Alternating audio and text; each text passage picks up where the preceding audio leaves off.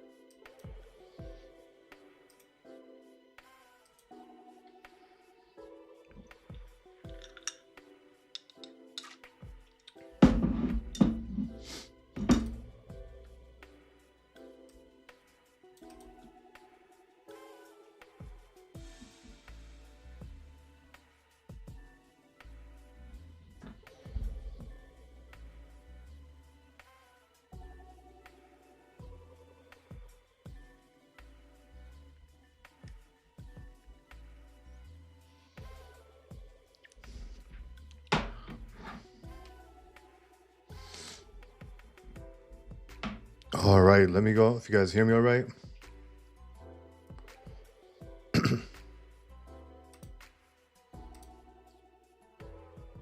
Audio check, 1, 2, 3. Audio check. All right, perfect. What's going on, guys? Happy Friday, everyone. All right, let's get straight into it.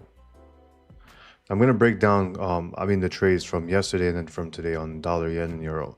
And I do want to I kind of want to talk about something real quick first. Let me just lower this actually. Sorry about that, guys.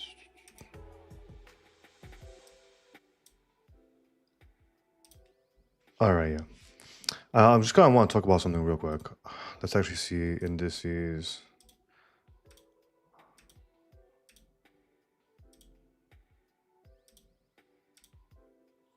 Why is this kind of weird? Okay, nice. But yeah, I want to talk to you guys about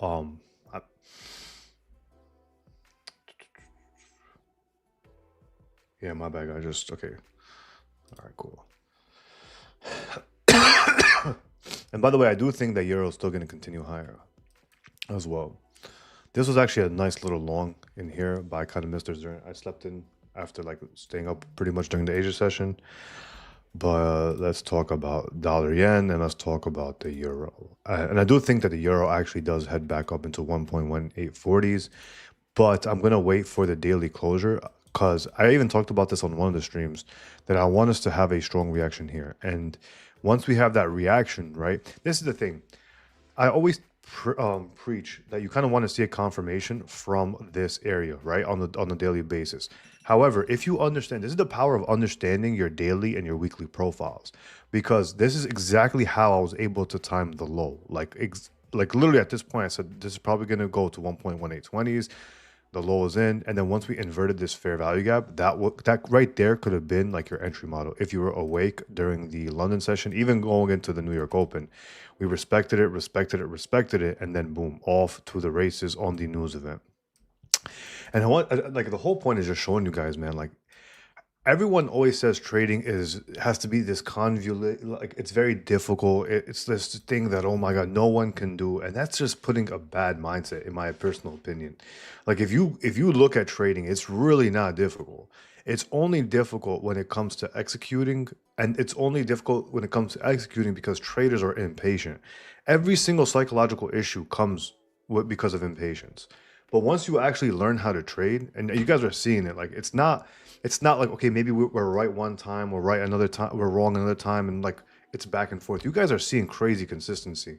Now, it's not typical, right? Like I'm also like understanding, like I've put in so much time and effort, and like actual when people say they've been trading for a certain amount of times, they usually mean that they've been trading, they've been quitting, they've been getting back into it, and then they put that all as how much they've been trading.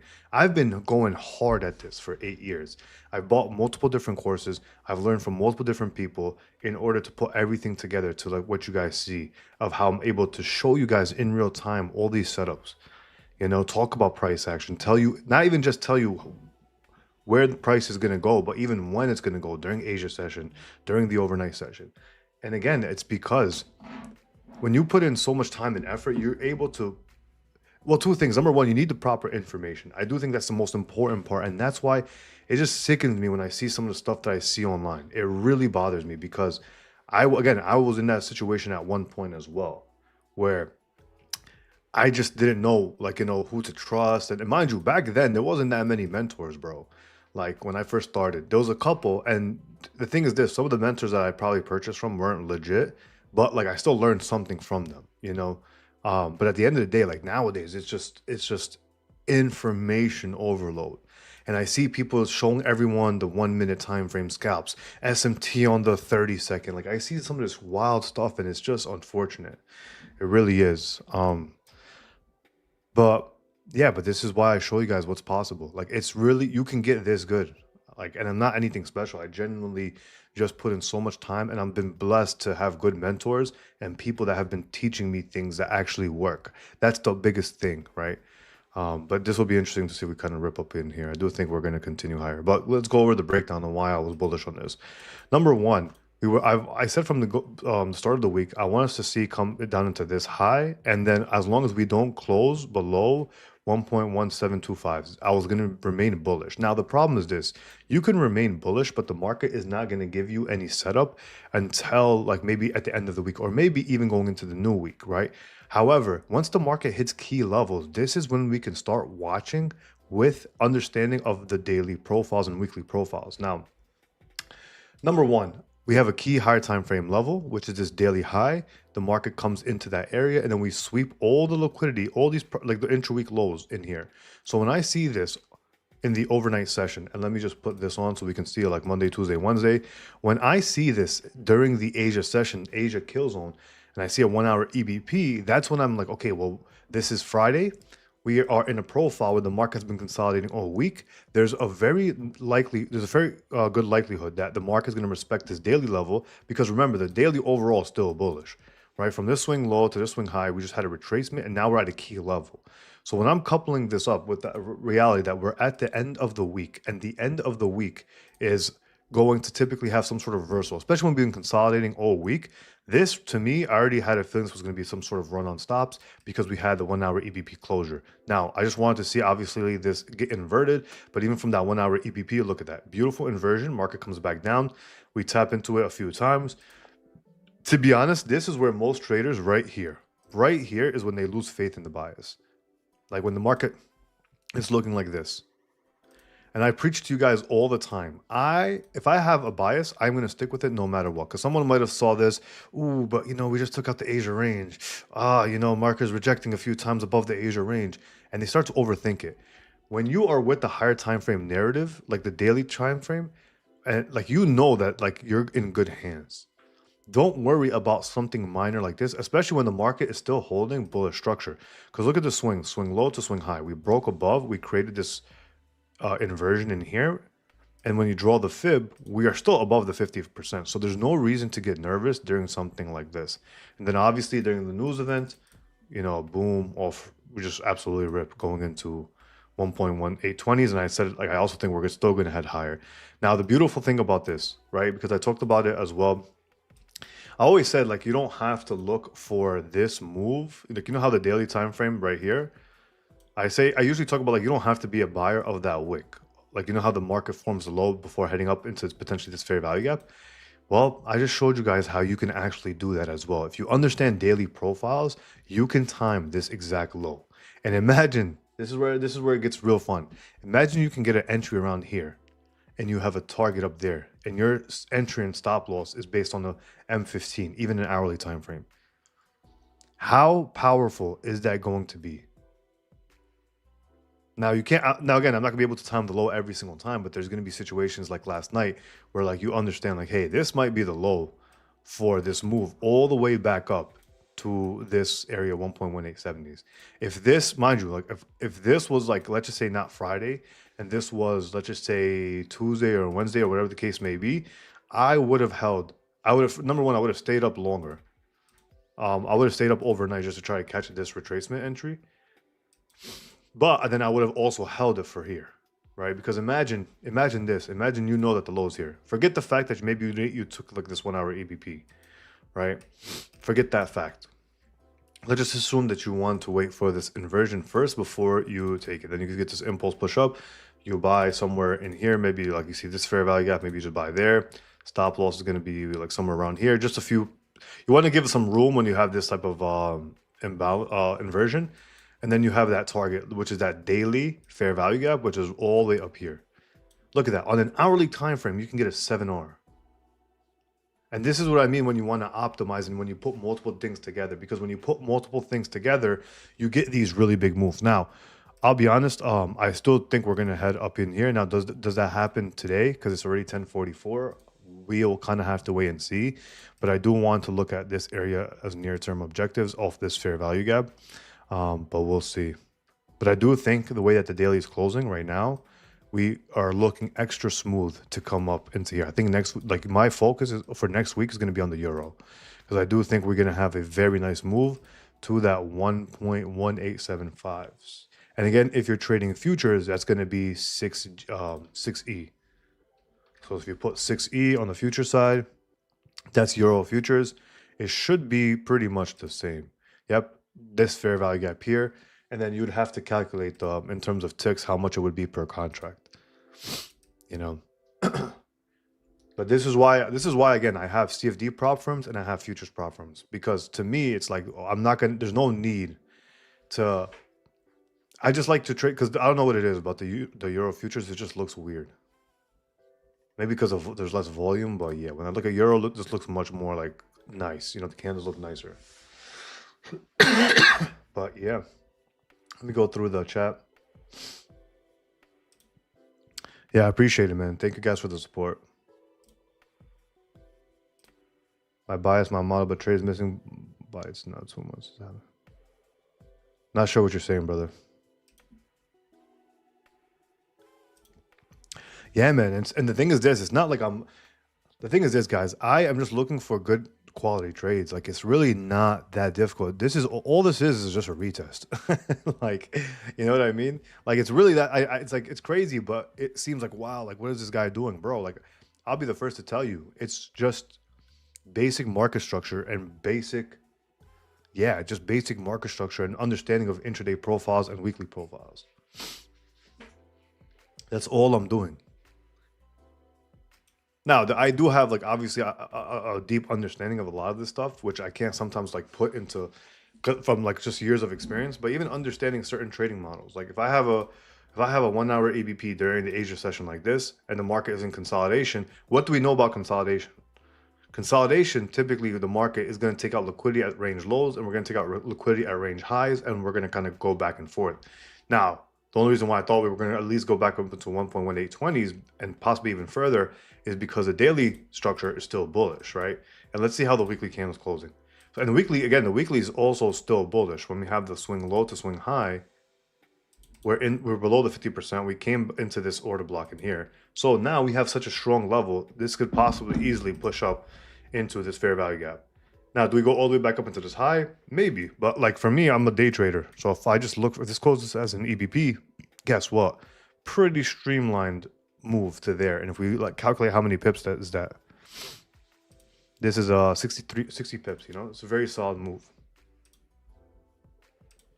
Exactly, man. When you have everything combined together and you're patient enough to wait for those opportunities, that is just going to make you so much better when it comes to trading.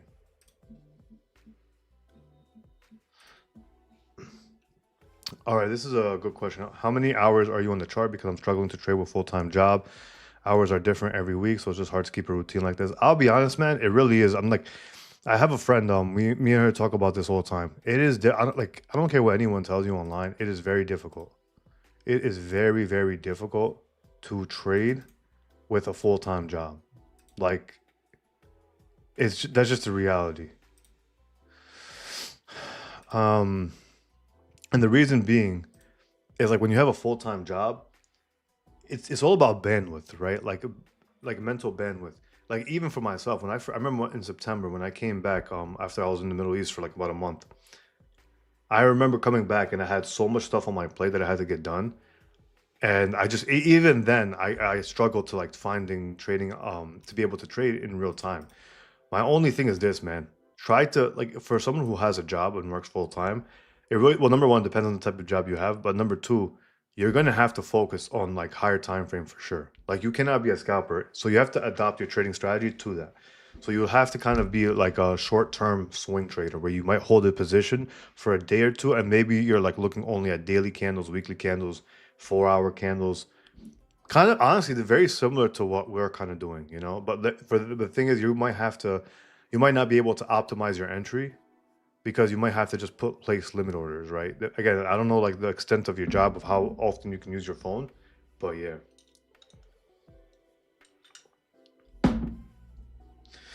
Yeah, so yeah, exactly. Jay Guns just talked about it. Like that's what you can do as well. So if you know every 4 hour candle closes at a specific time, and to be fair, I do this right now. Like that's like if I know every single 4 hour candle for FX is gonna be 1 hour prior to futures. But like for example, if I know like every futures candle is going to close at certain times, guess what? Like this 4 hour bar closes from 2 to 6, then 6 to 10. And if I know I can trade maybe just one 4 hour expansion based off of like structure or whatever the case may be, then yeah, you know what I mean? Then you could now just makes now you know exactly when to check the charts. Give me 1 second, guys.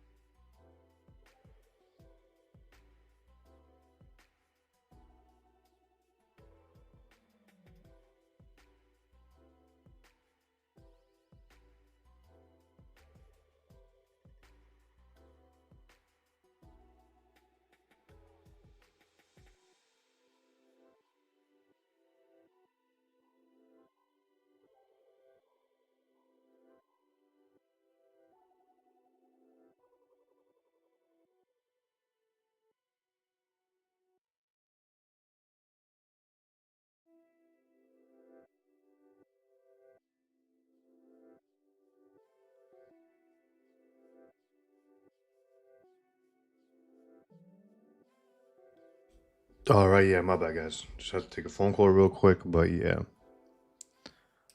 So you don't trade in the kill zone? No. So like Asia session is a kill zone. So yesterday's stream last night, I talked about it that Asia session, my kill zone is 7 to 9 o'clock. This is where I'm going to look for trades, and then after that, I'm very specific with Asia session. If I get an entry in here, I'm typically, if the market is not significantly in my favor, I'm going to cut the position around right before midnight, pretty much Eastern time. But 7 to 9 p.m. Eastern time is going to be my Asia session kill zone. That's why you guys have seen me recently. Like I'll talk about like, oh yeah, I'm looking for this in Asia, especially dollar yen. Let's actually talk about dollar yen. You know, guys, this is like again, this is why I always talk about like targets is so important because obviously we took out the low, right? But look at that reaction in real time, right? This is why I put my limits around the rejection blocks, like even like 1 pip above, because when I go down to the 15-minute, look what happens, right? Oh, I swear to God, I'm telling you, like you know how many times I've been in trades where the market hits that, and we get such a big retracement, and of course we made a new low afterwards, but I just don't want to deal with this for like an extra couple pips because I don't want this to potentially like the volume maybe starts to consolidate and then like you know what I mean. So like for me, that's why I always target the rejection block and then I'll have the lows as another target. In this case, because it was Asia session, I mean this was just beautiful, right? Like clear breaker, right? From this candle's down, close candle, push up, market broke down below, fair value gap, etc. And then we inverted this and then just absolutely ripped to the downside. Sorry guys, one sec.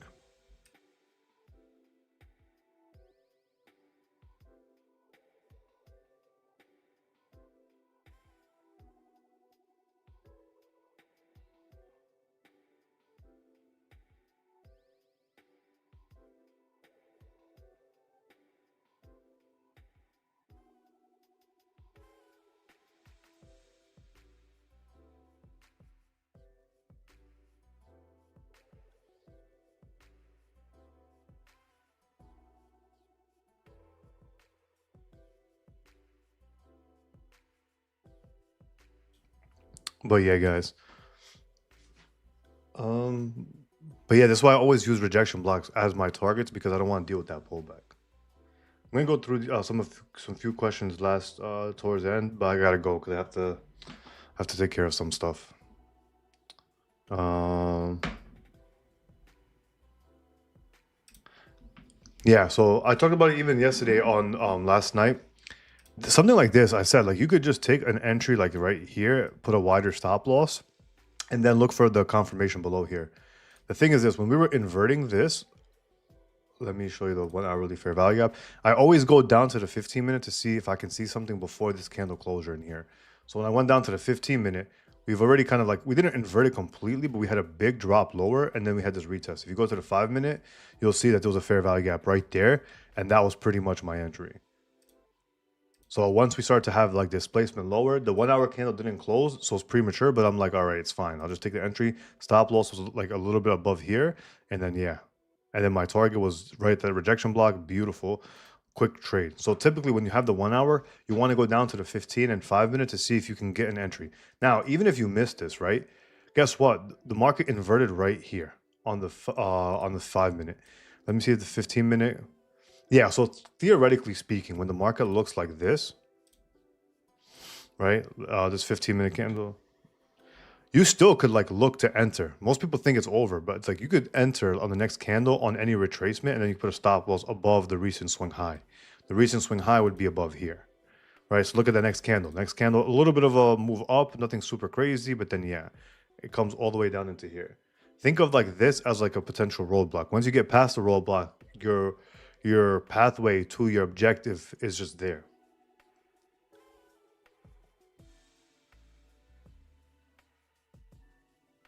But yeah, guys. But yeah, guys. So that pretty much concludes the week. Again, I have to cut this a little bit short because I have to get something done for someone real quick. But yeah, guys. I mean, overall, I mean, solid trading week as always. Also, guys, before we go, I actually am making a video. If you guys see, obviously on the banner, new partnership with Lucid. So Lucid has a 40% off any eval, and you could get up to 5 per trader. You can use the code TRAIN. And actually, I'm gonna have a full presentation on this for my YouTube channel. But just sneak peek, if you like Top Step, Lucid Flex is gonna be your option. It's the same exact model. The only difference is the maximum payout that you can have per account is less. But again, I have a full YouTube video on this. If you guys are trading futures and you want a good futures firm, that you can get consistent payouts from, and it's a very straightforward rule set. Check out Lucid. And again, I personally prefer the Lucid Flex. Like these are the accounts I'm going to be purchasing once I get my payouts from Top Step and just reinvest that back into challenges. But 40% off code train. The link is pinned in here as well. And they've been around for a little while now. So I wanted to kind of add stuff to my futures prop firms on top of Funded Next, on top of Top Step, and Lucid is going to be one. Very straightforward rules, but I'm going to make this YouTube video for you guys by tomorrow. So it'll be out by tomorrow, maybe even tonight. But yeah, guys, appreciate it. And yeah, it's Friday. Don't give back any gains. We had a great solid week. And YouTube video on market structure coming out this Sunday. Will be posted inside of Telegram. All right. Peace out, guys.